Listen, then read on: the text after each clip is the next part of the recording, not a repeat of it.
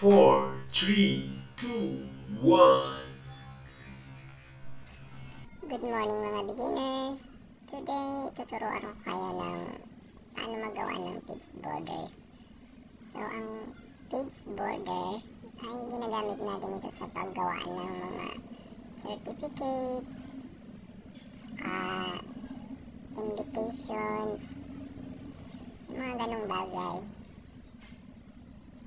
Kasi sa certificate, usually meron talaga siya makikita doon sa gilid, may mga borders, may mga design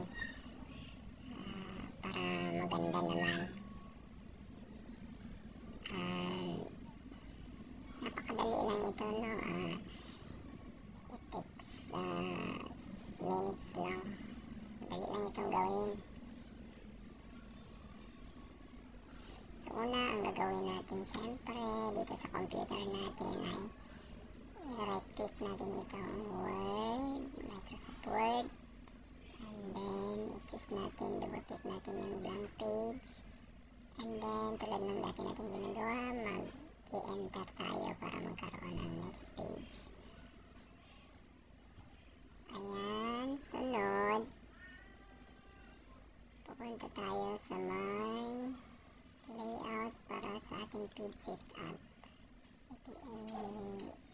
Click natin yan, and then pipili tayo kung ano yung size ng paper. So ngayon pipili natin yung short lang muna, short size.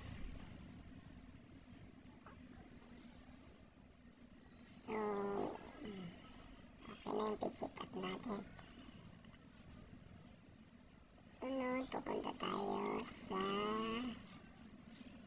design. Click natin yung design. And then, sa may page border. Click natin yung page border at yan ang lalabas. Pag lumabas yan, i-click natin yung gusto nating design. Dito sa may bandang baba, may art dito.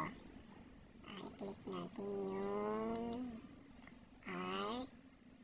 And then lalabas yung mga designs. Magpili lang tayo dyan. So, kung ano yung gusto nating design na border. Marami yan. So, for now, ito yung pipiliin natin. And then, pag i-click natin yung okay, automatic yan. Magkakaroon yung blank page natin ng border. Click natin ng okay.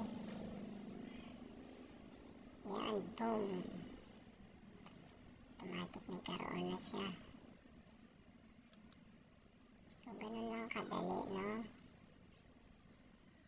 Very basic lang talaga.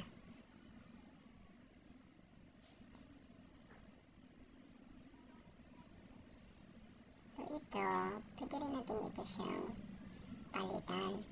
Ulitin lang natin yung ginawa natin. Pupunta tayo doon sa may page borders. At pipili tayo ng panibagong design. Ayan, mga beginner. Ayan. So, itong ano, parang Christmas tree. Itong piliin natin. Ayan, pili lang tayo kung ano kalaking size, and then i-okay natin at yan. Ganun lang yun, no, mga beginner. Doon naman sa may alam na, madali lang talaga to.